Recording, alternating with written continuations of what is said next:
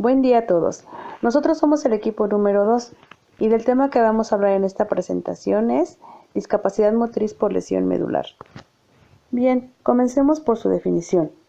La lesión medular puede definirse como aquel daño que afecta a la médula espinal, que puede originar, según su gravedad, alteraciones de la función neurológica, pérdida de algunas funciones, de movimientos y o de sensibilidad.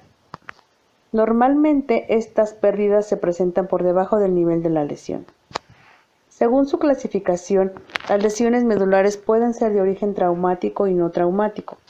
Los estándares internacionales para la clasificación neurológica y funcional de la lesión medular consisten en un sistema de clasificación que describe tanto el nivel como el grado de la lesión, basándose en una exploración neurológica de la función motora y sensitiva sistemática.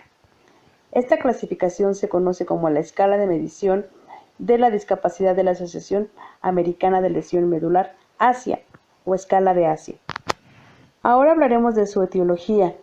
La etiología de las lesiones medulares es muy variada e incluye causas de origen congénito, traumático, infeccioso, tumoral o secundario a enfermedades sistémicas. La principal causa de la lesión medular es el trauma.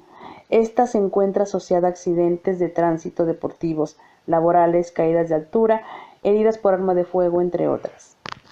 En segunda instancia se encuentran las lesiones no traumáticas asociadas a factores congénitos secundarios, a diferentes patologías o por intervenciones médicas o quirúrgicas. En cuanto a su epidemiología, según la OMS, entre 250.000 y 500.000 personas sufren cada año en todo el mundo lesiones medulares. Se calcula que su incidencia mundial anual oscila entre 40 y 80 casos por millón de habitantes. Hasta un 90% de esos casos se deben a causas traumáticas, aunque la proporción de lesiones medulares de origen no traumático parece ir en aumento. Según cifras de la OMS, en los hombres el riesgo es mayor en adultos jóvenes de 20 a 29 años y ancianos de 70 años o más. En las mujeres, en cambio, el mayor riesgo se registra en la adolescencia, entre 15 y 19 años de edad, y a partir de los 60 años. La razón hombres-mujeres es como mínimo de 2 a 1, aunque en algunos casos puede llegar a ser mucho más elevada. Se estima que entre un 20 y un 30% de las personas con lesiones medulares presentan signos clínicamente significativos de depresión. Esta, a su vez, puede repercutir negativamente en el funcionamiento personal y en el estado general de la salud de los afectados. Evaluación psicológica en la lesión medular. Las técnicas más usadas para dicha evaluación son las tradicionales y las tecnológicas, más actuales, como la evaluación ambiental, valoración de intervenciones.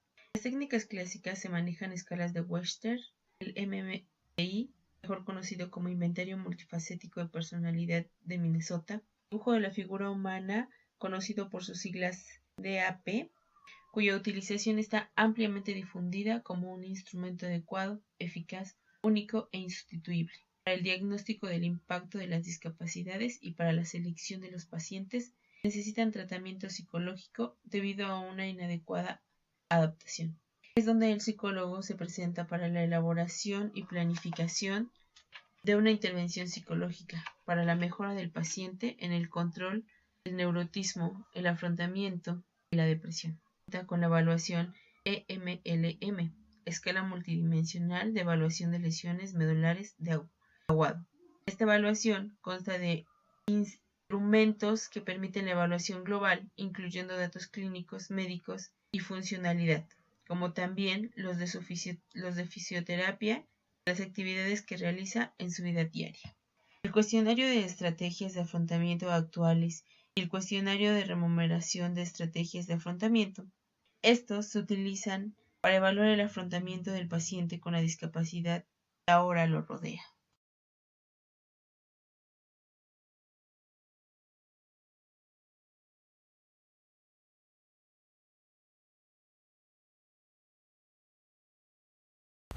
Técnicas de intervención psicológica. El enfoque cognitivo-conductual es la intervención psicológica más utilizada y se divide en 3 fases. Primera fase, evaluación del caso. Aquí se evalúan los estados de ánimo del paciente, puesto que después de la lesión en la médula espinal deben enfrentarse a problemas sociales, económicos y laborales, que comúnmente los llevan a una depresión. A partir de ahí se formulan hipótesis y se fijan objetivos. Segunda fase, intervenir de acuerdo a las exigencias del caso. Se pretende cambiar la mentalidad del paciente y brindar herramientas que le permitan sobrellevar su enfermedad utilizando técnicas terapéuticas orientadas a los logros de los objetivos. La tercera fase se refiere a evaluar el programa terapéutico aplicado y a la realización de cambios. Aquí se evalúan si las técnicas terapéuticas utilizadas lograron los objetivos. De no haber gran mejoría o en su defecto no haberla, es entonces que se hacen cambios en el programa terapéutico. Existen otras técnicas de intervención psicológica, las cuales van encaminadas al manejo de dolor. Después de la lesión en la médula espinal, el paciente puede presentar dolor muscular que puede ser leve o crónico, por lo que existen técnicas de intervención psicológica con el objetivo de enseñar a los pacientes a reducir la tensión que genera el dolor y controlarlo para que se pueda sobrellevar. Entre ellas se encuentra la técnica de relajación y retroalimentación, la autohipnosis, la reconstructuración cognitiva y la terapia continuar individual. con el tema, haremos mención de los avances de las investigaciones en lesiones de médula espinal. La mayoría de ellos consisten en la asistencia y la estabilización espinal. Sin embargo, los nuevos avances sugieren la utilización de células madre, las cuales se encargan de la renovación de los tejidos obtenibles con facilidad y cuya manipulación es aceptable en términos éticos. Las células madres mejor estudiadas son las hematopoyéticas, que dan origen al tejido sanguíneo, a las células del sistema inmunitario. Se les encuentra en médula ósea, sangre periférica y cordón umbilical.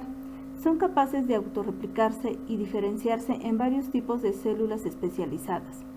Otra investigación para este tipo de lesión es la autorreactividad protectora, y es un mecanismo por el cual las células encargadas de las respuestas inmunoadaptativas ayudan a mantener la integridad del tejido y a promover la regeneración. El sistema inmune tiene un papel muy importante en el proceso de restauración, la angiogénesis y la regeneración de tejidos. Cuando es modulada, su función tiene la capacidad de promover protección tisular y una mejor recuperación. En lo que se refiere al papel y funciones del psicólogo, tiene intervención en lesiones traumáticas y en lesiones no traumáticas asociadas a factores congénitos. En las primeras, su función va enfocada a mejorar el estado de ánimo del paciente, así como hacerlo responsable de sus actos y autocuidado, así como facilitarle la reducción de disonancia a la situación del paciente para proporcionarle satisfacción. Otra función es reducir los niveles de estrés, inseguridad, enojo, frustración y manejo de pérdidas. En lo que se refiere al segundo punto, los tratamientos van enfocados al contexto conductivo-conductual, como pueden ser terapia cognitiva, terapia de manejo de ansiedad, hipnoterapia, terapia farmacológica. A manera de conclusión, las lesiones de médula espinal en su mayoría son por trauma, es decir, accidentes, caídas, disparos, etc., lo cual nos invita a la reflexión acerca de una cultura de prevención como alternativa para disminuir el número de personas afectadas por este tipo de discapacidad. El tratamiento debe ser integral y multidisciplinario, donde diferentes áreas de rehabilitación trabajen en conjunto, como es la medicina, la psicología, la farmacología, la escuela, la familia, además de considerar los prometedores avances de la ciencia para buscar una adecuada y pronta rehabilitación. Aunque no son comprobables los avances del todo, dependerá de cada caso y del organismo de cada persona.